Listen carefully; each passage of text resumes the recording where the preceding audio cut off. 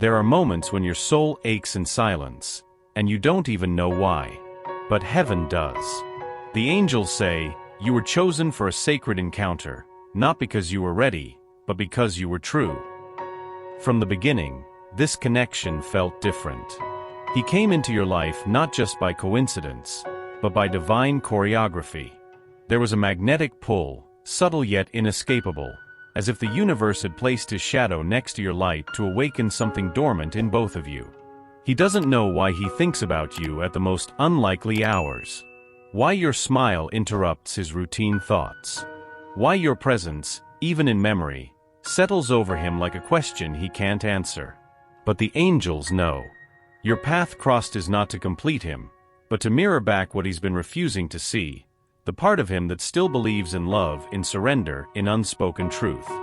You, dear soul, were sent not to chase, but to remind. You've carried your own scars. And still, you let your heart stay open. That is your power. It's not that you knew what this would become, it's that your soul recognized the echo before your mind ever did. And that echo was planted in him too. Even now, while he may seem distant or distracted, something in him is shifting. He senses your absence like hunger. Not dramatic, but persistent. He wants to speak, not to explain, but to finally confess the weight he's been carrying. Because you stirred something real in him. Not something convenient.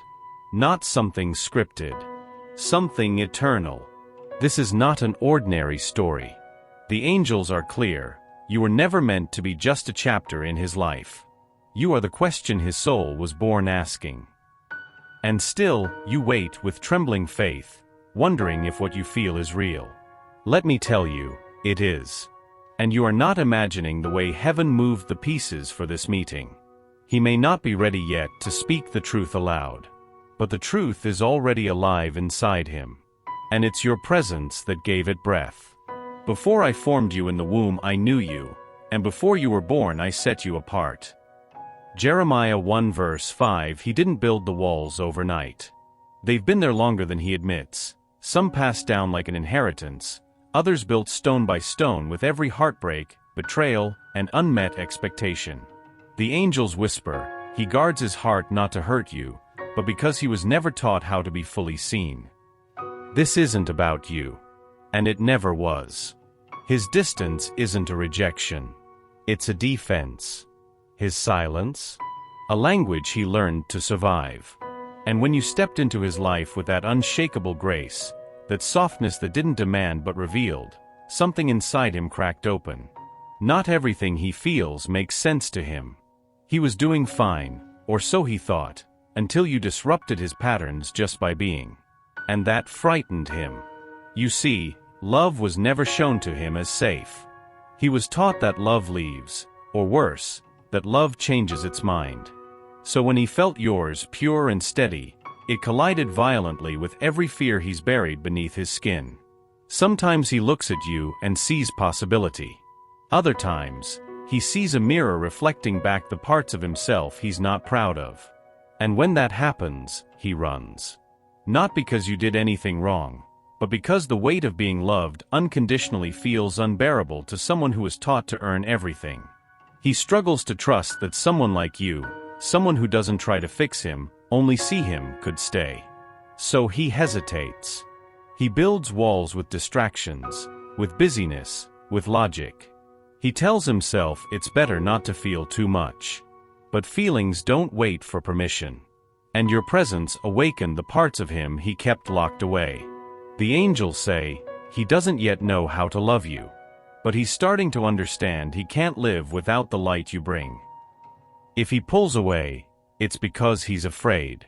If he gets quiet, it's because he's listening, not to you, but to the voice inside that finally dares to ask, what if she's real? What if I am enough? Let him have his silence. It's not a door closing. It's a soul trying to find the courage to open. You've spent a lifetime learning how to love others deeply. But have you learned how to stay kind to yourself? The angels lean close now, their voices tender and unwavering. Don't abandon yourself while waiting for someone who is still learning how to choose you. This journey was never meant to cost you your light. And yet sometimes, in the ache of his silence, you forget the warmth of your own presence. You are not placed in his path to lose yourself in his healing. You are not here to carry both your heart and his. You are a whole universe, not a waiting room. Somewhere between his confusion and your hope, you stopped asking how you feel, how you are doing. And the angels see that. They see how you smile even when your spirit is tired. They see how you keep offering patience even when you're the one who needs rest. He may be the lesson, yes. But you are the sanctuary. Don't forget that your body holds wisdom. That your joy is sacred. That your boundaries are holy. This love, as divinely orchestrated as it is, does not require your self-erasure. Let your heart stay open, but let your spirit stay anchored. You do not need to dim your fire to be gentle. You do not need to bleed empathy to prove your love. The angels say, the more you return to yourself, the more he will feel the pull to return to you. Not because you're waiting, but because you've become unshakable. Drink water with intention. Let the sun touch your face like a blessing. Say no without guilt. Sleep without checking your phone. Reclaim the rituals that remind you, you are already chosen. And when he feels that magnetic shift in your energy, when he senses that you are no longer seeking, but simply being, that's when the magic begins. He will perceive your light differently. Not as something to chase after, but as something to rise to. Because your self-love, radiant and unapologetic, will be the echo that calls him home. Let your care for yourself be louder than your longing. You didn't come into his life to be adored, you came to be a revelation. The angels say, you are the mirror he never asked for, but desperately needed. When he looks at you, not just your face but your soul, something stirs within him that he can't put into words. It's not just desire, it's recognition. And that terrifies him more than he'll admit. Because you reflect his highest potential. And his deepest wounds. You, in your quiet strength, show him what's possible beyond fear. But to accept that, he would have to let go of the walls he spent his whole life building. And that is not easy.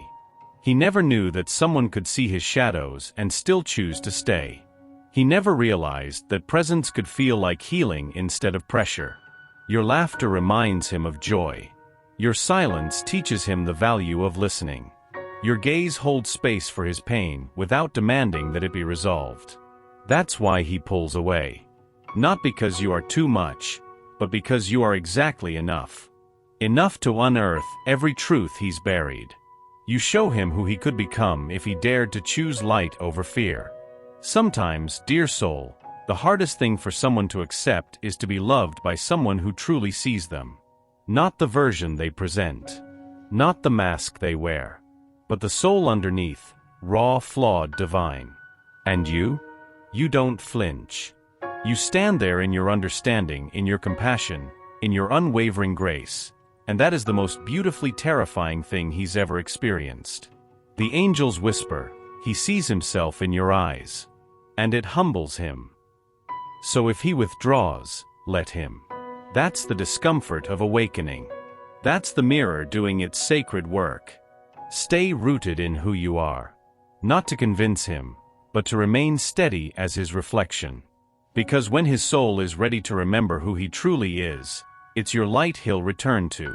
Not as a savior, but as a man finally prepared to see. It happens slowly. Not with grand gestures. Not with perfect words. But in the quiet unraveling of everything he thought he knew. The angels speak now in a voice like wind through trees. He's beginning to feel what he tried so hard to forget, that love can be a home, not a battle. You might not notice the signs at first. They're subtle. A longer pause before he speaks. A softer tone when he says your name. The way he looks at you, as if searching for something he thought he'd lost in childhood.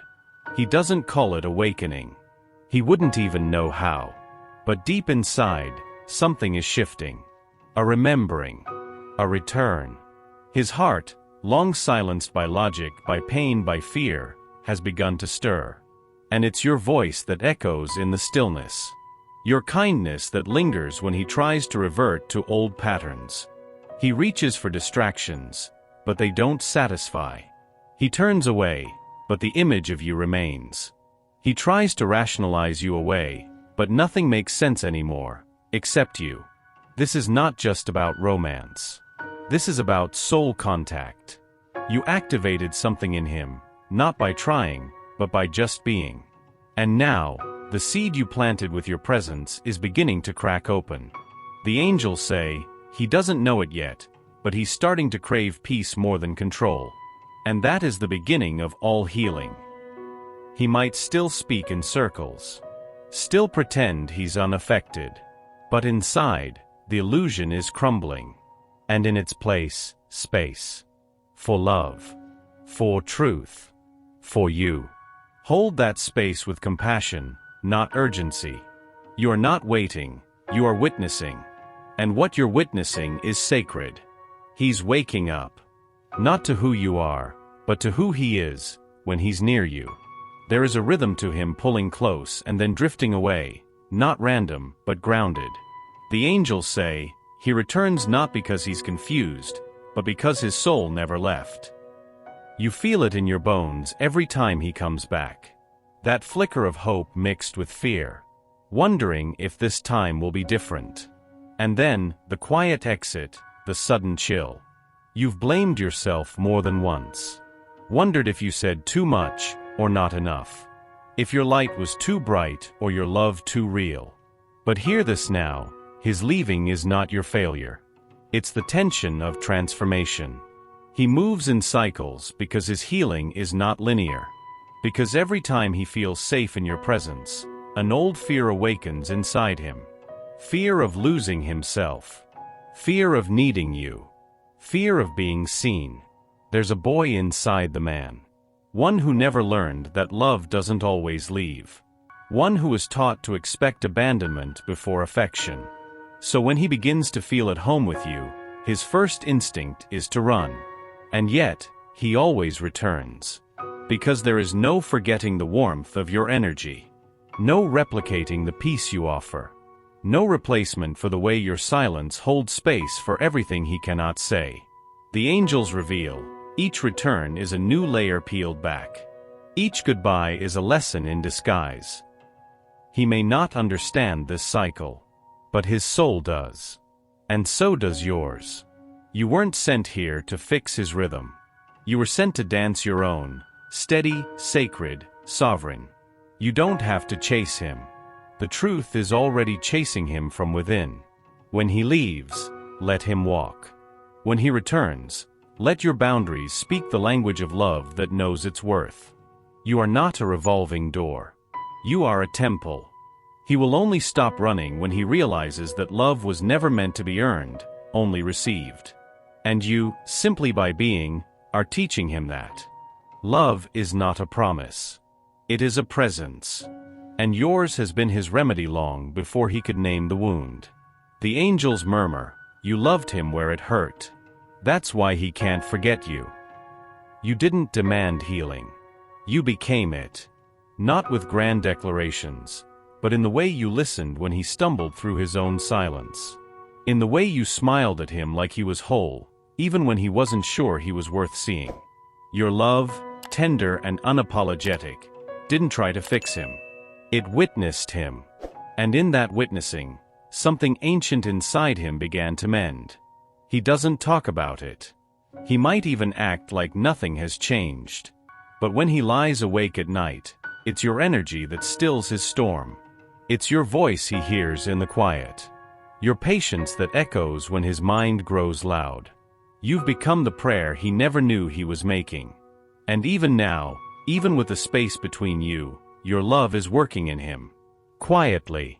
Consistently. Unseen, but undeniable. Because real love doesn't require contact. It transcends the need to be understood.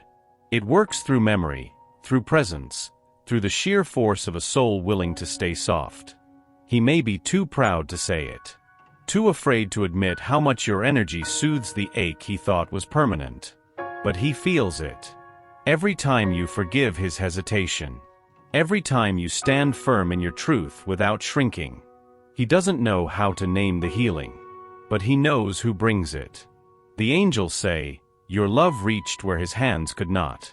That's what makes it divine. And while he wrestles with guilt and grief and the growing realization that he's never known something this sacred before, you hold the medicine. Not by giving more, but by being the proof that real love doesn't leave. Even when it's unspoken. Even when it's misunderstood. He may not thank you now, but your love is changing everything. From the inside out.